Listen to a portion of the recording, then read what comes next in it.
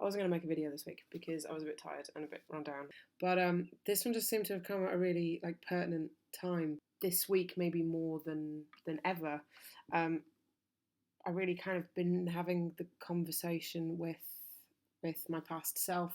I feel like I talked about this in my intro video, but I lived in Dublin for years. While there's obviously a couple of people that I've kept in my life, like this thing that happens, I think if you've ever moved a ton of places, you sort of lose contact with those people that you it wasn't that you didn't like them, it was just that for whatever reason you just didn't keep in touch because maybe you only knew each other in a social setting, or they just, you wouldn't have a lot to say to each other every day, but you still kind of really liked them. Some of my friends are musicians and they came over this week because one of them was playing a gig. So my best friend was supposed to come over on Tuesday and she got a chest infection. So I was really in about 8 different minds as to whether or not I had the energy even to sort of deal with the person that I used to be in such a situation, because, their understanding of who I am has changed. And my understanding of who I was then has changed. I wasn't unhappy then.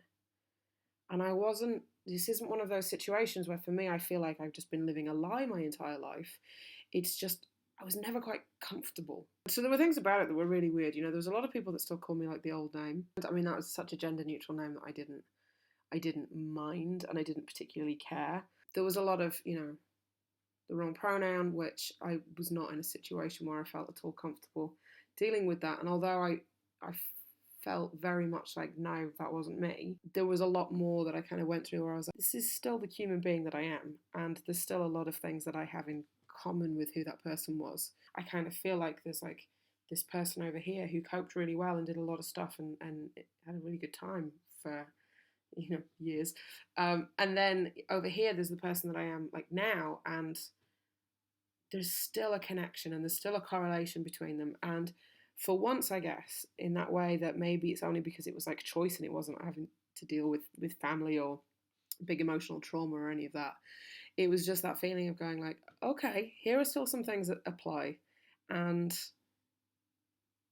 I think the moment that I recognised that, I sort of just felt like this weight had been lifted off. The feedback's a weird thing to say, but the conversations that I had with people, everyone was like, wow, you're looking really well and you're looking really happy. And I guess that's that moment where I realised that I am really happy now. And there's a lot of stuff that's kind of going on in my head and all of those kinds of things that I'm not afraid of anymore. And I guess I've just spent a really, really long period of time being super afraid. And maybe what I was most afraid of was of facing that person that I used to be. Because what if I looked at that person and wanted to still be them? Or what if I looked at that person and for some reason thought that where I was then is better than where I am now?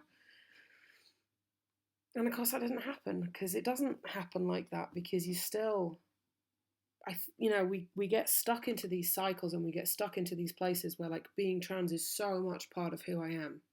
And it's so much part of, and I'm super lucky because I get to do my PhD on it, and I get to work in a place that understands and promotes and helps and fights against, transphobia and educates people. And I'm so fucking lucky to be in that place. But at the same time, there's an awful lot of time, so much of my world is dominated by being trans and by this facet of my identity. And it was getting to realise that it is still a facet. It's still a piece of it.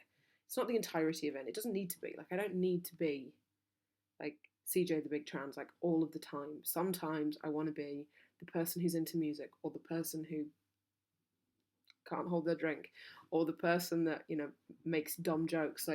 Realizing that I found myself in that place where I get to do that.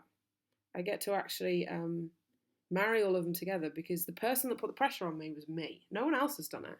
It's not one of those things where I'm in an environment where everyone's now you have to focus on it all of the time. I'm the one that's elected to do it. And I guess sometimes you can feel well, there's so much baggage that I've got to sift through that maybe I'll leave some of it over there.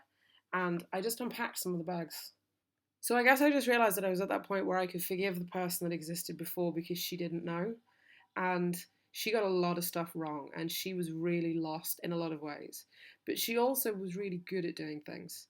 And while I don't think I'm ever going to be her again, in the entirety, the they that I am now is a lot more comfortable for me.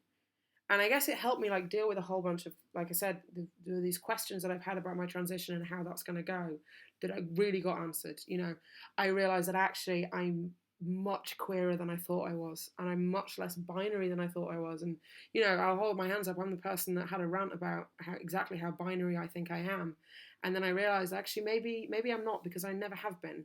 Because I guess I've had this question in my head for months about what kind of man do I want to be. And I think the thing that I've maybe cottoned onto is the fact that maybe I don't want to be a man. And maybe I sometimes want to be a man.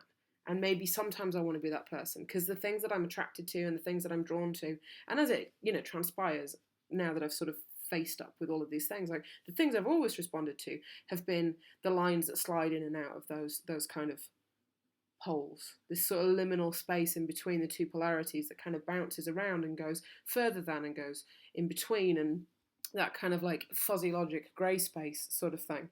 So it's not going to be the same for everybody, I think, if you get to a point where you think about yourself pre-transition, because there is an element of sadness there.